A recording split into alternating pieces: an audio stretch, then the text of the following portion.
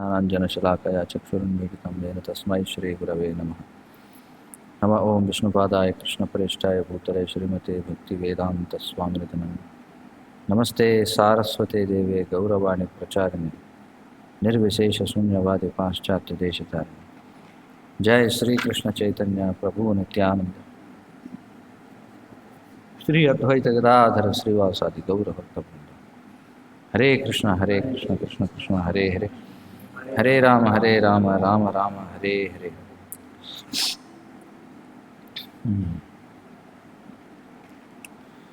కపిల భగవానుడు భౌతిక ప్రకృతి యొక్క ప్రధాన తత్వాల గురించి తన తల్లి అయినటువంటి దేవహూతికి వివరిస్తూ ఉన్నాడు. ఆ క్రమంలో ఈ భౌతిక సృష్టి, ఈ భౌతిక ప్రకృతి యొక్క ప్రధాన తత్వాలు, ఆ ప్రధాన తత్వాలు ఏమిటి? మనకి 24 ఉన్నాయి. ఏమిటా 24?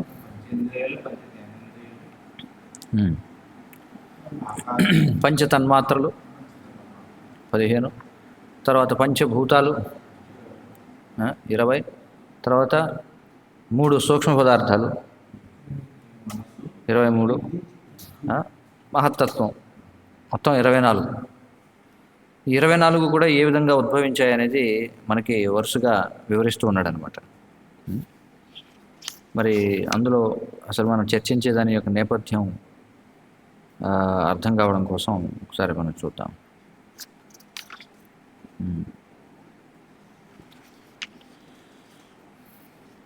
మొట్టమొదట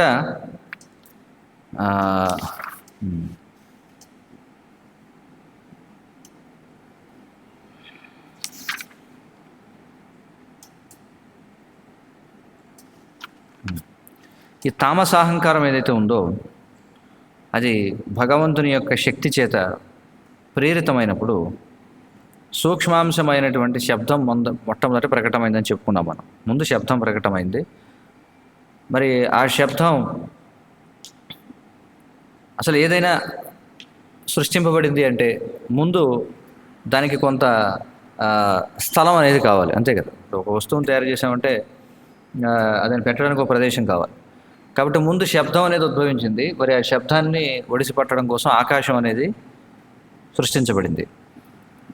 మరి ఎప్పుడైతే శబ్దం సృష్టించబడిందో, శబ్దం వచ్చిందో, శబ్దం నుండి ఆకాశం వచ్చింది. ఆకాశంతో పాటుగా శ్రోత్రేంద్రియం ఉత్పన్నమైనది, అంటే చెవి ఉత్పన్నమైంది. చూడండి, అంటే శబ్దమే ఆకాశానికి అలాగే శ్రోత్రేంద్రియానికి మూలమైనటువంటిది. ఎందుకంటే శబ్దం అనేది ప్రయాణించాలంటే దానికి ఉపకరణం కావాలి. ఉపకరణం ఏమిటంటే ఆకాశం. మరి ఆ శబ్దాన్ని మనం గ్రహించాలంటే దానికి ఒక ఇంద్రియం కావాలి, అదేమిటంటే చెవి. ఆ విధంగా వచ్చింది. మరి శబ్దం అనే దానిని వస్తు లక్షణమును తెలియజేసేది గాను, దృష్టికి అగోచరుడైనటువంటి వక్తను సూచించినది గాను, ఆకాశపు సూక్ష్మరూపమైనది గాను నిజమైన జ్ఞానము నెరిగిన పండితులు నిర్వచిస్తారు. మరి శబ్దం గురించి ఎలా చెప్పారంటే వస్తు లక్షణాన్ని తెలియజేసేది, అంతే కదా. ఒక వస్తువు యొక్క లక్షణాన్ని ఎలా చెప్తాం మనం? ఇప్పుడు ఇది ఇనుము అని చెప్పన్నాం. ఇది ఇనుము అనేది మీకు ఎలా తెలిసింది? అంతే కదా, శబ్దం ద్వారానే మనం లక్షణాన్ని తెలియజేస్తున్నాం. దృష్టికి అగోచరుడకు వక్తను సూచించినది కానీ, అంటే శబ్దం వచ్చింది, శబ్దాన్ని బట్టి ఒక వ్యక్తి ఉన్నాడని మనం తెలుసుకోవచ్చు, అవునా కదా. ఇప్పుడు అక్కడ ఏమన్నా బయట మురుగుతుంది అనుకోండి కుక్క, వెంటనే ఏమంటాం? కుక్క ఉందని తెలుసుకుంటాం, అంతే కదా. అంటే ఆ శబ్దం వల్ల అక్కడ కుక్క ఉందని తెలుస్తుంది. ఆ శబ్ద లక్షణం వల్ల అది కుక్క అనేది కూడా తెలుస్తుంది. 2 విషయాలు. శబ్దం వల్ల అక్కడ ఒక కుక్క ఉందని అర్థమవుతుంది. ఆ శబ్దం వల్లనే మళ్ళీ అది కుక్క అని తెలుస్తుంది. అర్థమవుతుందా లేదా? అంటే ఎందుకు ఒక్కో జంతువు ఒక్కో రకంగా మురుగుతుంది. ఏనుగు ఒక రకంగా శబ్దం చేస్తుంది. శబ్దం చేస్తేనే ఎవరో ఉన్నారు, అది ఎవరో మనకు అర్థం కాకపోవచ్చు. కొన్నిసార్లు శబ్దం వినిపిస్తుంది కానీ ఎవరనేది మనకు తెలియకపోవచ్చు కదా. ఇప్పుడు గట్టిగా కేక వినిపించింది అని చెప్పి పడిపోయాడు. ఎవడు పడిపోయాడో తెలుస్తుందా? తెలియదు. అంటే అక్కడ ఒక వ్యక్తి ఉన్నాడని తెలుస్తుంది. ఇంకోటి ఏంటంటే ఎవడో మొత్తానికి ఆక్రందించాడని తెలుస్తుంది. దగ్గరికి వెళ్ళి చూస్తే కానీ వాడు ఎవడో ఏమిటనే కానీ. కాబట్టి ఇక్కడ చక్కగా ఏం చెప్తున్నారంటే శబ్దం అనే దానిని వస్తు లక్షణమును తెలియజేసేది గాను, దృష్టికి కనిపించినటువంటి వక్తను సూచించింది, అంటే ఆ శబ్దం వదిలిన వాడిని సూచిస్తుంది. ఆకాశపు సూక్ష్మ రూపమైనది గాను నిజమైన జ్ఞానము నెరిగిన పండితుడు నిర్వచించు. ఇంకోటి ఏం చెప్తున్నారు చూడండి, ఈ శబ్దమే ఆకాశానికి సూక్ష్మ రూపం అట. అంటే ఈ శబ్దమే స్థూలంగా వ్యక్తమైనప్పుడు ఏమవుతుంది, ఆకాశ రూపంలో వ్యక్తమవుతుంది అని చెప్పారు. ఆ తర్వాత ఏమన్నారు, సమస్త జీవుల బాహ్య అభ్యంతర అస్తిత్వములకు అనగా ప్రాణము, ఇంద్రియములు, మనస్సు యొక్క కార్యరంగమునకు స్థానము నొసగునిదిగా ఆకాశపు కర్మలను లక్షణములను గుర్తించవచ్చును. చూడండి, మరి ఇప్పుడే కదా మనం చెప్పుకున్నాం, మన అస్తిత్వం అనేది ఉంది అంటే ఆకాశం వల్లే ఉంది, మనం ఆకాశంలో ఉన్నాం, అవునా కదా. ఇంకా చెప్పాలంటే ఈ వైదిక ఖగోళాన్ని మనం అధ్యయనం చేస్తే అందులో ఏం చెప్తారంటే, మహాభారతంలో కూడా వస్తుంది మనకి, ఈ లోకాలన్నీ కూడా ద్వీపాలుగా చెప్పబడ్డాయి. అంటే ఇది వాయు సముద్రంలో మనం అందరం కూడా ఉన్నాం అనమాట. మీరు ఎప్పుడైనా చూసారో లేదో, పూర్వం డిస్కవరీ ఛానల్లో లేదా నేషనల్ జియోగ్రఫిక్ ఛానల్లో వాళ్ళు సముద్రం అట్టడుగు భాగానికి వెళ్తారు. సముద్రం అట్టడుగు భాగానికి వెళితే ఆ నీటి కదలిక వల్ల అక్కడ చిన్న కింద ఉన్నటువంటి గడ్డి లాంటివన్నీ కూడా ఊగుతూ ఉంటాయి. మీరు గమనించారా లేదు కదా, మరి చూపిస్తుంటాడు అక్కడ లోపల అవి ఎలా కదులుతుంటే చూస్తే గాలి కదిలినట్టుగా ఉంటాయి లేదా. అలాగే మనం వైదిక దృష్టి నుండి చూస్తే మనం కూడా ఏమిటంటే వాయు సముద్రంలో ఉన్నాం అనమాట.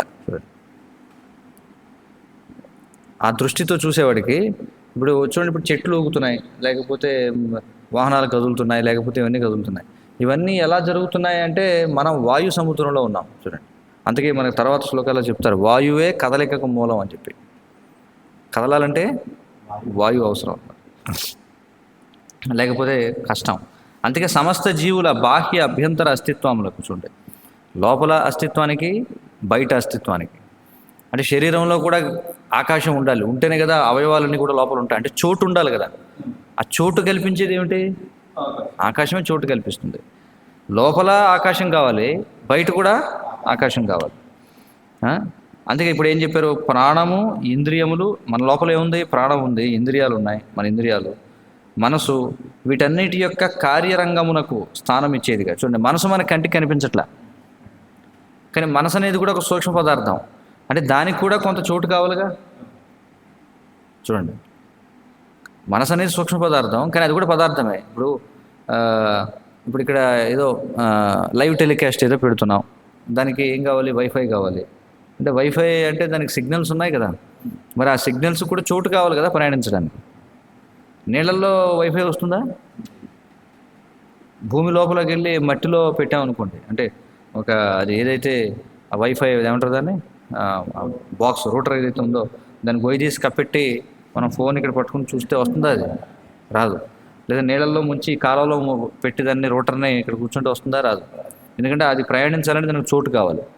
వాయువు, ఈ ఆకాశం చోటు కల్పిస్తుంది. చూడండి, కాబట్టి ఇక్కడ ఏమన్నారంటే మనసు కూడా పనిచేయాలంటే దానికి స్థానం ఇచ్చేదిగా, అంటే అన్నిటికీ కూడా చోటు కల్పించేది ఏమిటంటే ఆకాశం అనమాట. మరి ఈ ఆకాశపు కర్మలు ఏమిటంటే ఇవి అని చెప్పారు ఆ తర్వాత శ్లోకం. ఎందుకు ఇవన్నీ చెప్తున్నానంటే మీకు కొత్త వాళ్ళు ఉన్నారు, మొదటి నుంచి అసలు ఏమిటి సంబంధం అనేది తెలియాలన్నమాట. కాబట్టి ఆ విధంగా ముందు శబ్దం నుండి ఆకాశం వచ్చింది, ఆ విధంగా చెవి వచ్చింది. తర్వాత శబ్ద తన్మాత్ర రూపముకు ఆకాశము నుండి కాలగతిని అనుసరించి మరి ఒక మార్పు జరిగి స్పర్శ ఉత్పన్నమైంది. ఇంకొక మార్పు జరిగిందట, దానివల్ల స్పర్శ అనేది వచ్చిందట. దాని నుండి వాయువు మరియు త్వగ్గింద్రియము ఉద్భవించను. చూడండి, దానికి మూలం ఏమిటి, ముందు స్పర్శ ఉత్పన్నమైంది, అది మూలం అనమాట. స్పర్శ సూక్ష్మ రూపం, స్పర్శకి స్థూల రూపం ఏమిటి, వాయువు. మరి దాన్ని ఎలా గ్రహించగలం మనం, త్వక్ అంటే చర్మం, అలా ఉద్భవించింది అని చెప్పన్నారు. మృదుత్వము మరియు కఠినత్వము, చూడండి, మెత్తగా ఉందా గట్టిగా ఉందా ఎలా తెలుస్తుందో మనకి, ముట్టుకోవాలి, స్పర్శ. శీతలము మరియు వేడి, చల్లగా ఉందా వేడిగా ఉందా, ఇవన్నీ కూడా ఏమిటట, స్పర్శ యొక్క స్వరూప లక్షణములు. చూడండి, అది స్పర్శ యొక్క స్వరూప లక్షణములు. అది వాయువు యొక్క సూక్ష్మరూపముగా వర్ణితమైనది.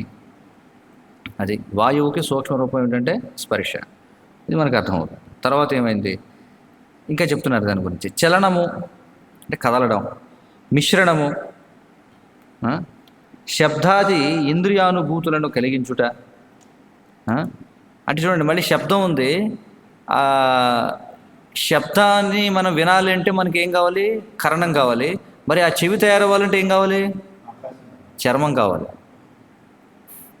అంతే కదా. దాన్ని చోటు ఇచ్చేది ఏమిటి? ఆకాశం. కానీ తయారవ్వాలంటే ఏం కావాలి? చర్మం కావాలి. కాబట్టి క్రమబద్ధంగా చూస్తే తర్వాత రావాల్సిన చర్మం, ఎందుకంటే ఇంద్రియాలు తయారవ్వాలి కదా. ఇంద్రియాలు తయారవ్వాలంటే చర్మం కావాలి. చూడండి, అందుకే ఇక్కడ ఏం చెప్పారు? చలనము, మిశ్రణము, శబ్దాది ఇంద్రియానుభూతులు అని. చూడండి, శబ్దాది అన్నారు అంటే ఇంకా ఉన్నాయి మిగతావి.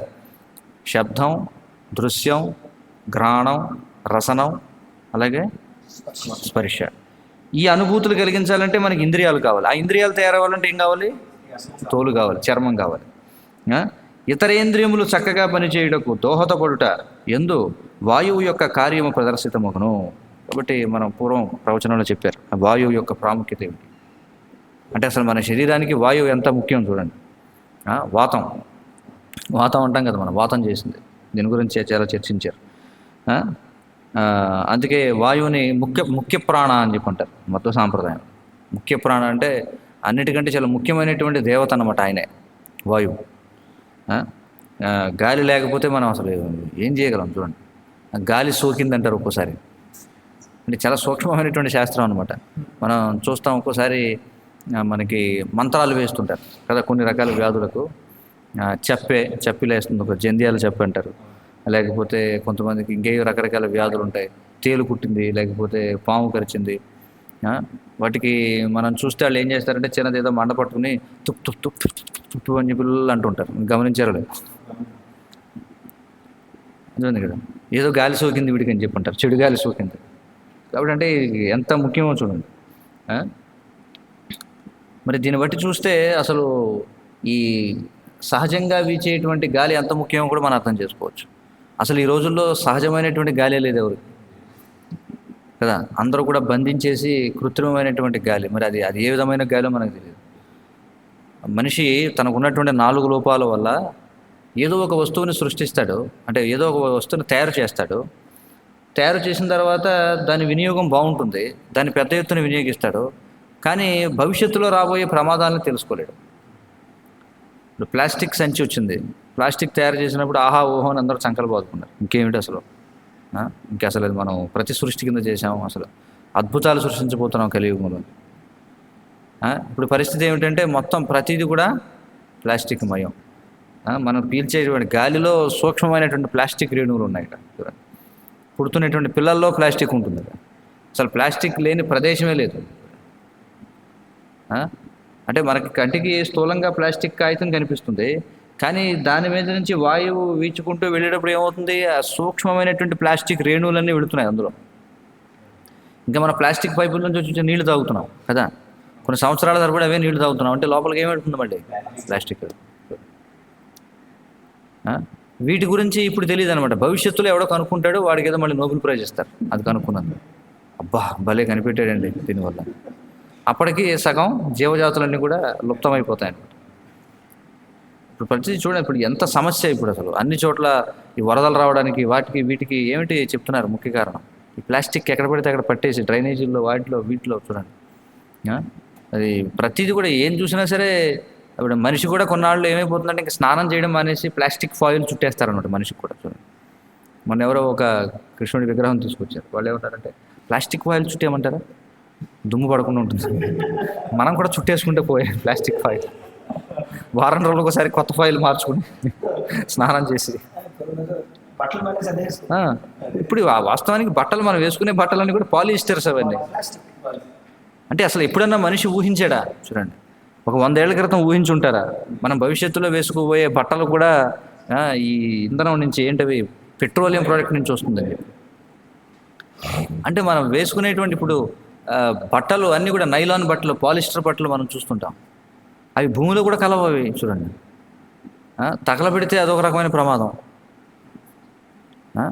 మొత్తం అంతా అదే. మనం వేసుకునేటువంటి ఇప్పుడు పూర్వం ఏమిటవి మనకి చలి వేయకుండా రగ్గులు కప్పుకునేవాళ్ళు, ఇప్పుడు అవి కూడా ప్లాస్టిక్తో తయారవుతున్నాయి.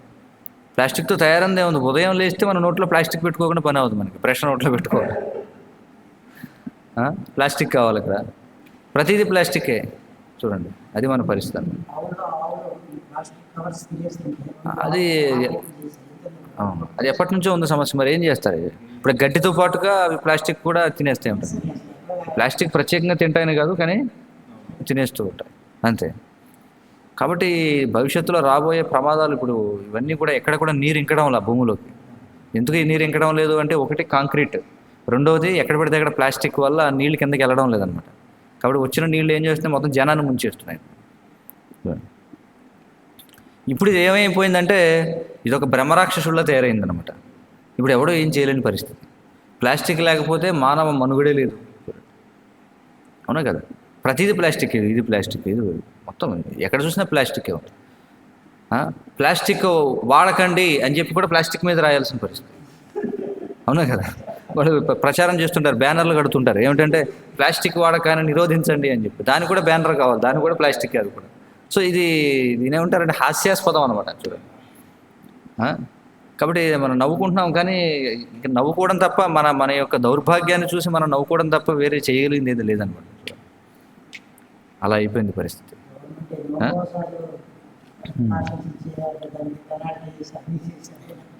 ఇదంతా అర్థం లేనిది అనమాట. ఇదంతా ఊరికే ఏంటంటే ఆర్భాటం అంతే కొద్దిగా. ఎందుకంటే వాళ్ళకు కూడా తెలియదు ఇప్పుడు ఏం చేయాలో.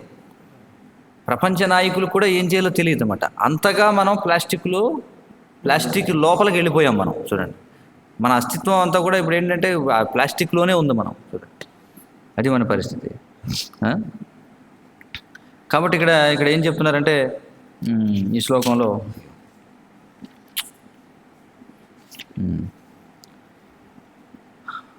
చలనము మిశ్రము శబ్దాది ఇంద్రియానుభూతులను కలిగించుట, ఇతరేంద్రియములు చక్కగా పనిచేయుటకు దోహదపడుట ఎందు వాయువు యొక్క కార్యము ప్రదర్శితమగును అని చెప్పుకుంటున్నారు. ఇంద్రియానుభూతులు ఏది కలగాలన్నా సరే వాయువు ఉండాలండి. చూడు, వాయువు లేకుండా ఏ ఇంద్రియానుభూతి కలగదంటున్నారు. అది రూపం కావచ్చు, లేకపోతే శబ్దం కావచ్చు, రసము కావచ్చు, స్పర్శ కావచ్చు, ఘ్రాణము కావచ్చు. చూడండి, ఇందులో మనం చూస్తే వాస్తవంగా ఇప్పుడు మనం చూస్తున్నాం, చూడడం వెనుక కూడా వాయువు యొక్క ప్రమేయం ఉంది. ఎలా?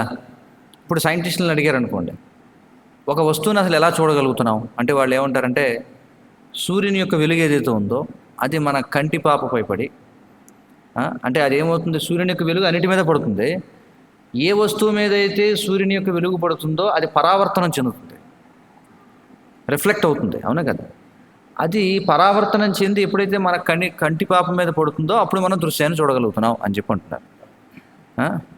కాబట్టి ఇప్పుడు అది అంటే సూర్యుని యొక్క వెలుగు ప్రయాణించాలన్నా వాయువు కావాలి దీన్ని బట్టి అనుసరిస్తే. అంటే మళ్ళీ అది పడి పరావర్తనం చెంది మన కంటి పాపం మీద పడాలన్నా వాయువు కావాలి. అంటే వాయువు లేకుండా మనం చూడలేము. గంధం గురించి చెప్పక్కర్లేదు. ఇక రుచి కూడా ఖచ్చితంగా మనం ఆస్వాదించాలంటే అందులో కూడా వాయువు. అసలు లోపల నాలుక కదలాలంటే చూడండి వాయువు కావాలి. చర్మానికి ఎలాగో చెప్పక్కర్లేదు, శబ్దం కూడా తెలుసు మనకి వాయువు.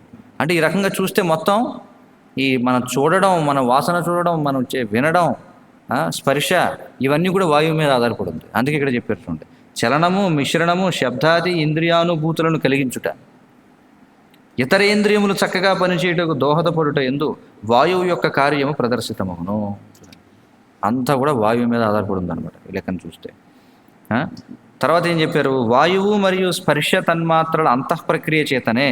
చూడండి, రెండు ఎంత ముఖ్యం. వాయువు మరియు స్పర్శ తన్మాత్రల అంతఃప్రక్రియ చేతనే జీవుడు విధిని అనుసరించి వివిధ రూపములను పడయును. ఇంకా అర్థమైపోతుంది కదా ఇప్పుడు. ఎందుకంటే ఈ చర్మం అనేది కావాలి, చర్మం కావాలి, వాయువు ఉండాలి. ఈ రెండింటి యొక్క సమ్మేళనం అంతా కూడా. మరి దానివల్ల అనేక రకాల రూపాలు వస్తాయి. అట్టి రూపముల ఉత్పన్నము వలననే అగ్ని ఉత్పన్నమైనది అని చెప్పుకుంటున్నారు. ఎప్పుడైతే రూపములు ఉత్పన్నమయ్యాయో అప్పుడు అగ్ని ఉత్పన్నమైందట. అంటే తన్మాత్ర అంటే సూక్ష్మం. అంటే అగ్ని యొక్క సూక్ష్మ రూపం ఇంకా చెప్పాలంటే అంతే కదా. రూపం ఏదైతే ఉందో అదే అగ్నిగా ఉత్పన్నమైంది. చక్షువు మరి చూడాలంటే ఏం కావాలి మనకి? ఉపకరణం, కన్ను కావాలి. చక్షువు ఆ వర్ణమయమగు వివిధ రూపములను గాంచును. కన్ను చూస్తుంది. కాబట్టి ఈ కళ్ళు చూడాలి అంటే ఏమేం కావాలి? చర్మం కావాలి, అలాగే వాయువు కావాలి, రెండు కావాలి. చర్మచక్షువులు అంటాం అంతే కదా. మన కళ్ళు చూస్తున్నాయి. చూస్తున్నాయంటే దేంతో తయారైంది? అది చర్మం ద్వారా తయారైంది. చర్మంతో ఉన్న ప్రతిదీ పని చేయాలంటే వాయువు ఉండాలి, అంతే కదా? వాయువు ఉంటేనే చర్మంతో ఉన్న ప్రతిదీ పనిచేస్తుంది. కాబట్టి ఈ రెండు దానికి సంబంధించినవి. అదే ఇక్కడ చెప్తున్నారు. వర్ణమయమగు వివిధ రూపములను గాంచును అన్నిటిని కూడా మనం చూడగలుగుతున్నాం. ప్రియమైన జనని, రూపలక్షణములు ఆకృతి, గుణము, వ్యక్తిత్వము ద్వారా అవగతమగును. అది రూపం ఎలా తెలుస్తుంది? రూపం అదే ఇక్కడేమన్నారు? ఆకృతి, ఆకారాన్ని బట్టి కదా రూపం తెలుస్తుంది మనకి. అలాగే గుణము, వ్యక్తిత్వము ద్వారా. వ్యక్తిత్వం అంటే ఏమిటి? ఒక్కొక్క వ్యక్తి ఒక్కొక్క రకంగా వ్యక్తం అవుతాడు. మనం అందరం వ్యక్తమయ్యాం. అంటే మన యొక్క సూక్ష్మదేహం ఏదైతే ఉందో అది ఇప్పుడు నా సూక్ష్మదేహం ఏదైతే ఉందో ఈ స్థూలదేహంగా వ్యక్తమైంది అది. అలాగే మీ సూక్ష్మదేహాలు ఏవైతే ఉన్నాయో మీ స్థూలదేహాలుగా వ్యక్తమయ్యాయి. అంటే స్థూలదేహం, అందుకే మనకి సాముద్రిక శాస్త్రం అనేది ఉంది శాస్త్రాల్లో. అంటే మనిషిని చూసి వాడు ఎలాంటి వాడు చెప్పేస్తారు.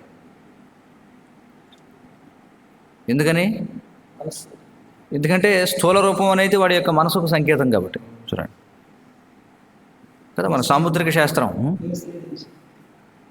రకరకాలు. అందులో face is the index of mind అంటారు. ముఖాన్ని చూసి వాడి మనసు ఎలా ఉందో చెప్పేస్తారు. కాబట్టి పూర్వం మరి సాముద్రిక వాళ్ళు మనిషి నడిచూస్తుంటేనే వాళ్ళు చెప్పేసేవారు అనమాట. వీడు ఎలాంటి వాడు, వాడు అలాంటి వాడు, వాడు నడక ఇలా ఉంది. అందుకే పూర్వం ఏం చేసేవారంటే పెళ్లి సంబంధాల్లో నడవమనేవారు. నడువమ్మ,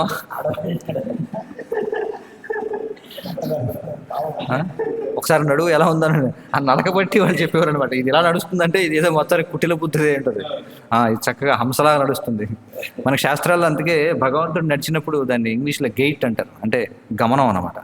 వాళ్ళ గమనం ఎలా ఉందంటే కొన్ని ఏమో సింహంలాగా నడుస్తున్నాడు అని చెప్పంటారు. ఉదాహరణకి రామాయణంలో మనం చూస్తే ఆయన గతి ఎలా ఉంటుంది అంటే 3 జంతువులతో పోలుస్తారనమాట. సింహము, ఏనుగు, అలాగే ఇంకోటి ఏమిటి, పులి. చూడండి ఆయన ఏ పరిస్థితుల్లో ఎలా నడుస్తాడు. కొంతమంది ఒక నడకని గుర్రంతో నడకలా చెప్తారు, కొంతమంది హంస నడక అని చెప్పంటారు, కొంతమంది నెమలి నడక అని చెప్పంటారు. కాబట్టి వాళ్ళు నడిచే విధానాన్ని బట్టి మొత్తం వాళ్ళ గురించి చెప్పేసేచ్చు అనమాట. అంటే ఎన్ని శాస్త్రాలు ఉన్నాయి చూడండి. ఇవన్నీ కూడా సూక్ష్మంగా వైదిక శాస్త్రాలు ఉన్నాయి. దీని గురించి పూర్వం అందరికీ తెలిసి ఉండేది కొంతలో కొంతైనా. సాముద్రిక శాస్త్రం గ్రామాల్లో ఉన్న వాళ్ళు చెప్పేసేవారు. వాడి మనిషిని చూసి వీడెవడరా చూడడానికి ఇలా ఉన్నాడు, వీడేదో మొత్తానికి తేడాగా ఉన్నాడు వీడు. ఎందుకంటే ఇప్పుడు అది చాలా వివాదాస్పదమైనటువంటి విషయం. మనం ఒకవేళ అన్నాం అనుకోండి ఎవరినైనా సరే, వాడి రూపాన్ని బట్టి వాడు ఎలాంటి వాడే చెప్పేసి అన్నాం అనుకోండి, అది పెద్ద దానికి గొడవలు చేసేస్తారనమాట. ఎలా చెప్తావు నువ్వు, మీరు ఎలా నిర్ణయం చేస్తారు అలాగే అంటే మళ్ళీ వాళ్ళు ఎక్కడికి తీసుకెళ్తారు? ఇదంతా అంటరానితనం వైపుకి, లేకపోతే జాతుల మధ్య ఇది, అంతే కదా. మరి ఒకడు నల్లగా ఉన్నాడంటే ఇంతకు నల్లగా ఉన్నాడు వీడు ఏదో కారణం ఉంది, లేకపోతే వీడు ఎలా ఉన్నాడంటే వీడు ఏదో కారణం ఉంది. వీడు చూడు పిల్లి కళ్ళు ఉన్నాయంటే వీడు ఎలాంటి వాడు, వీడి బుద్ధి ఎలా ఉంటుందని చాలా వివాదాస్పదం అనమాట. ఇవన్నీ ఈ రోజుల్లో మాట్లాడకూడదు కూడా. ఇలా చెప్పామనుకోండి ఇవన్నీ. కాబట్టి అదే చెప్తున్నారు, ఆకృతి, గుణము, వ్యక్తిత్వము ద్వారా అవగతమవుతుంది. ఏమిటి? రూపలక్షణాలు. అగ్ని యొక్క రూపము దాని తేజము చేయ తెలియబడును. అగ్ని ఉందని ఎలా తెలుస్తుంది? అది మండితేనే కదా దాని రూపం, దాని తేజము. అగ్ని రూపం ఏంటంటే తేజమే కదా, దాన్ని బట్టి రూపం అనేది తెలుస్తుంది అని చెప్తున్నారు. అందుకే వ్యక్తి యొక్క చూపు సరిగా లేదంటే ఏం చెప్తారు సాధారణంగా? సూర్యుడిని ఆరాధన చేయమని చెప్తారు. ఎవరికైతే దృష్టి లోపం ఉందో వారిని సూర్యుడిని ఆరాధించమని చెప్తారు. ఎందుకంటే అగ్ని దానికి మూలం కాబట్టి. ఇంకా తర్వాత ఏం చెప్పారు తర్వాత శ్లోకంలో అంటే, వెలుగు ద్వారాను మరియు ఉడికించుట, పచనము చేయుట, చలిని నశింపజేయుట, ఎగిరింపజేయుట, ఆకలి దప్పులను కలుగజేయుట వంటి కార్యముల ద్వారాను అగ్ని గుర్తించబడును. చూడండి, అగ్ని యొక్క కార్యాలు చెప్పారు. అసలు ఇది ఎక్కడ ఉంటుంది? అసలు ఈ ప్రపంచంలో ఏ గ్రంథాలు, ప్రపంచంలో ఏ మత గ్రంథంలో ఉంది నాకు అర్థం కాదు. బైబుల్ తీసుకురండి, లేకపోతే ఖురాన్ తీసుకురండి, ఇవన్నీ ఉంటాయి అసలు. అందుకే పూర్వం గురుకుల విద్యాభ్యాసం అంటే ఇవే నేర్చుకునేవారు అంతే. మూలం ఏమిటో తెలుసుకునేవారు అంతే. దాన్ని బట్టి లక్షణాలన్నీ అర్థమైపోతాయి. అనవసరంగా బోళ్ళని భౌతిక విషయాలు నేర్చుకోవాల్సిన అవసరం ఉండేది కాదు. మూలతత్వం ఏమిటో తెలుసుకుంటే చాలు. అదే కానీ మనం చెప్తాం, కృష్ణుని తెలుసుకున్నవాడు అన్నింటినీ తెలుసుకున్నవాడు. మరి కృష్ణుడు అంటే ఇది భాగవతం చూడండి, అందుకే చెప్తాం భాగవతం అంటే వైదిక విజ్ఞాన సారస్వతం, వేదిక ఎన్సైక్లోపీడియా అని చెప్పండి. అసలు దీని గురించి మనం ఇవ్వాలన్నమాట కాలేజీల్లో. అసలు అసలు ఇప్పుడు నాకు అర్థం ఒక ఆలోచన కలుగుతుంది అనమాట. ఏదైతే అసలు ఇక్కడ మనకి కపిల దేవుడు వివరించాడో దీన్ని మనం కనుక అసలు విద్యార్థులకి మనం ప్రాయోజితం చేయగలిగితే ఎలా ఉంటుంది అసలు? వాళ్ళు ఖచ్చితంగా హర్షిస్తారు, ఏమిటి ఇంత సూక్ష్మంగా ఎలా చెప్పారని చెప్పి. ఎందుకంటే ఇదేదో ఇంకొకటి మనం గమనించినట్లయితే ఇవేవో నమ్మాలంతే అదంతే అనే విధంగా లేవు. ప్రతిదానికి కూడా మనకు సంబంధం అర్థమవుతుంది.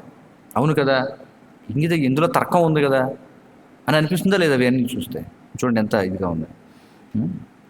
కాబట్టి అగ్ని యొక్క లక్షణాలు చెప్తున్నారు. వెలుగు తెలిసిందే. ఉడికించుట అంతే కదా, దాని సాంగత్యంలోకి వస్తే ఏదైనా సరే ఉడుకుతుంది. పచనము అంటే జీర్ణం చేయడం. చలిని నశింపచేయుట, ఎగిరింపచేయుట. ఇప్పుడు ఎండలో నీళ్లు పోసామనుకోండి అక్కడ మెట్టు మీద, కాసేపటికి ఎగిరిపోతాయి. ఆకలి దప్పులను కలుగజేయుట. చూడండి, ఆకలి దప్పు అంటే దప్పిక, దాహం. ఆకలి ఇక్కడ అగ్ని వల్లే దాహం కూడా వేస్తుంది అని చెప్పి అంటున్నారు. అంటే లోపల ఎప్పుడైతే అగ్ని కాల్చుతూ ఉంటాడో లోపల నీరు ఎగిరిపోతాయి, అప్పుడు మనకు దాహం వేస్తుంది. అంతే కదా, చలికాలం మనకు దాహం వేస్తుందా? దాహం ఇది, ఎందుకంటే అగ్ని కార్యం పెద్దగా ఉండదు. అప్పుడు అగ్ని బయట నుంచి పనిచేయాలి, మనకి బయట నుంచి వేడి కావాలి. దాహం వేస్తుందంటే అర్థం ఏమిటి? లోపలంతా నీరు ఎగిరిపోతుంది అనమాట. అగ్ని ఉన్న నీరంతా లాగేస్తున్నాడు ఆయన. కాబట్టి మనకి మళ్ళీ నీళ్లు తాగాలి. అందుకే ఆకలి దప్పికలు. చూడండి, ఆకలి దప్పిక రెండు కూడా ఏమవుతుంది, లోపల మనం వేసే ఘనాహారం ఏదైతే ఉందో ఆ ఘనాహారాన్ని కూడా ఆయన జీర్ణం చేసేస్తున్నాడు. ఆ అగ్ని ఎవరంటున్నాడు? కృష్ణుడే అని అంటున్నాడు కదా. ఇప్పుడు ఇందులో చెప్పుకున్న ప్రతిదీ కృష్ణుడే. ఏం చెప్తున్నాడు భగవద్గీతలో? అహం వైశ్వానరో భూత్వా ప్రాణినాం దేహమాశ్రిత. చూడండి, అంటే వైశ్వానరుడి రూపంలో ప్రాణుల యొక్క దేహాన్ని ఆశ్రయించి ఉంటాను నేను. ప్రాణినాం దేహమాశ్రిత పచామ్యన్నం చతుర్విధం. 4 రకాలైనటువంటి ఆహారాన్ని నేను పచామి, జీర్ణం చేస్తానని చెప్పి అంటున్నాడు. మరి ఆ 4 రకాలు తింటున్నామో మరి మనం ఎన్ని రకాలు తింటున్నాం ఇప్పుడు అది కూడా మనం చూడాలి. ఇప్పుడు ఆధునికంగా అనేక రకాల జీర్ణకోశ సంబంధ వ్యాధులు ఇవన్నీ కూడా మరి ఎందుకు వస్తున్నాయంటే మరి ఆయన 4 రకాల పదార్థాలు జీర్ణం చేస్తానన్నాడు. అడ్డమైన చెత్త తింటే ఆయన బాధ్యత కాదనమాట.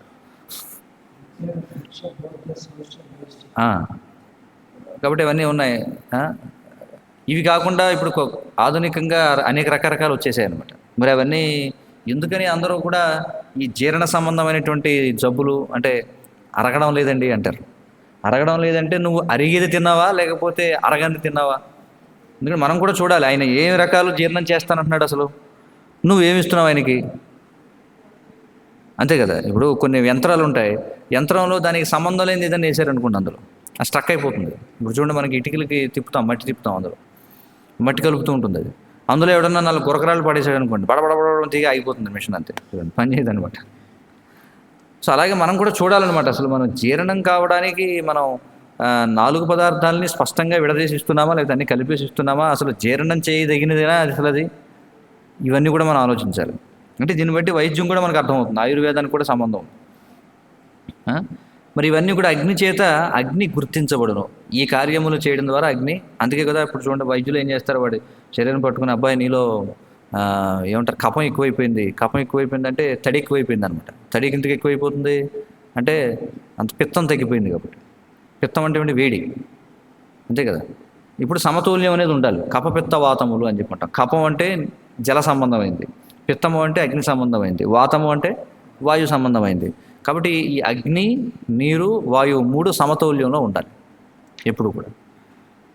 వాటి సమతుల్యం లోపించింది అనుకోండి, అప్పుడు ఇబ్బంది పడతాం, అనేక రకాల వ్యాధులు అనేవి రావడం జరుగుతుంది. తర్వాత ఏమన్నారు, ఇప్పుడు 41వ శ్లోకమా మనం చర్చించేది? అవునా, చెప్పుకుంటూ వెళ్ళిపోయాను నేను. అయితే భాష్యం చదవలేదు అసలు ఇందులో. చూడండి, వాయువు మరియు స్పర్శ తన్మాత్రల అంతఃప్రక్రియ చేతనే జీవుడు విధిని అనుసరించి వివిధ రూపములను పడయును. అట్టి రూపముల ఉత్పన్నము వలననే అగ్ని ఉత్పన్నమైనది. చక్షువు ఆ వర్ణమయముగు వివిధ రూపములను గాంచును. భాష్యం చూద్దాం. విధి స్పర్శ తన్మాత్ర అంటే వాయువు కార్యములట. స్పర్శ తన్మాత్ర అంటే వాయు కార్యం తెలుసుకున్నది. మానసిక స్థితి అంటే మనసు అనున్నది ఆకాశతత్వము నుండి ఉద్భవించినట్టుది మనసు. ఓకే. కారణముననే జీవుడు తన పూర్వకర్మలను అనుసరించి దేహమును పడేవును. చూడండి, ఈ మూడింటి కారణం చేత మన పూర్వకర్మలను అనుసరించి దేహాన్ని పొందుతామట. ఏమిటవి? విధి ఒకటి. విధి అంటే మనకి విధించబడినటువంటిది, మనం చేసినటువంటి పూర్వకర్మలను అనుసరించి. అలాగే స్పర్శ తన్మాత్రలు, అంటే ఈ ఏవైతే తన్మాత్రలు ఉన్నాయి 5, ఏమిటవి? రూప, స్పర్శ, గంధ, రసనం ఏవైతే ఉన్నాయో ఇవి, అది కూడా వరుసలో చెప్పాలి వాస్తవానికి. స్పర్శ రూప రస స్పర్శ రూప గంధ రస, అదే మొత్తానికి ఇవి ఏవైతే ఉన్నాయో అది శబ్ద రూపం, తర్వాత గంధ రస, చివరికి గంధం వస్తుంది. ఎందుకంటే భూమి కదా స్థూలమైనటువంటిది ఇట్లా. సో కాబట్టి ఇక్కడ ఏమంటున్నారంటే విధి, అలాగే వీటి గురించిన మన యొక్క జ్ఞాపకాలు ఏమిటవి? ఈ జీవితంలో మనం చూసినవి, మనం విన్నవి, మనం ఆఘ్రాణించినవి, మనం రుచి చూసినవి, మనం స్పర్శించినవి, ఈ అనుభూతులు ఏవైతే ఉన్నాయో ఇవి, అలాగే మన యొక్క మానసిక స్థితి. చూడండి ఎంత శాస్త్రీయంగా చెప్పారు. ఈ 3 మన తర్వాత దేహాన్ని నిర్ణయిస్తాయి. ఒకటేమిటి? విధి, మనం చేసినటువంటి కర్మల యొక్క ఫలితాలు. 2, ఈ 5 పంచతన్మాత్రల యొక్క అనుభవాలు. అంతే కదా, మరణ సమయంలో మనకు జ్ఞాపకం వస్తుంది, ఆహా నేను ఆ విధమైనటువంటి వాసన చూశాను, ఆహా ఆ పదార్థాన్ని చూశాను, ఆహా నేను ఆ విధమైనటువంటి స్త్రీతో సంగమించాను, లేకపోతే నేను ఫలానా శబ్దాన్ని విన్నాను. ఇవే కదా అనుభూతులే కదా. ఈ అనుభూతులు దానితో పాటుగా మన యొక్క మానసిక స్థితి, అంతే కదా, మన మనసు యొక్క స్థితి. అలాగే మన యొక్క ఈ పంచతన్మాత్రలతో కూడిన అనుభవాలు, విధి, ఈ 3 కలిపి జీవుడికి కొత్త దేహం వస్తుంది అని చెప్పి అన్నారు. చూడండి ఎంత శాస్త్రీయంగా చెప్పారు. అంటే దీన్ని బట్టి మనం చూస్తే అసలు ఇవి ఎంత ముఖ్యం. మనం ఉండేటువంటి వాతావరణం ఎలాంటిది, ఎలాంటి వాతావరణంలో మనం ఉండాలి, ఎక్కడ పడితే అక్కడ ఉండకూడదు అనమాట. చూడండి, చక్కటి వాతావరణం, మందిర వాతావరణంలో, ఆధ్యాత్మికమైనటువంటి వాతావరణం, సాత్వికమైనటువంటి వాతావరణంలో మనం ఉండాలి. ఎందుకంటే మనం ఏ వాతావరణంలో ఉంటున్నాం అనేది తర్వాత మళ్ళీ మన జన్మను నిర్ణయిస్తుంది. అంతే కదా, మనకు ఏ విధమైనటువంటి అనుభూతులు కలిగి ఉన్నాం. ఇప్పుడు మనిషికి భక్తుడు ఉన్నాడు, ఉదాహరణకి ఒక భక్తుడికి ఎలాంటి అనుభవాలు ఉంటాయి? అగరొత్తు సువాసన, పుష్పాల సువాసన, తులసి దళం సువాసన, గ్రాణానికి సంబంధించి, అంటే అన్నీ కూడా సుగంధభరితమైన వాతావరణంలో ఉంటాం మనం కదా వీలైనంత వరకు. రూపం, మనం ఎలాంటివి చూస్తాం? చక్కగా అలంకరణ, భగవంతుడు అలంకరించి ఉండడం చూస్తాం.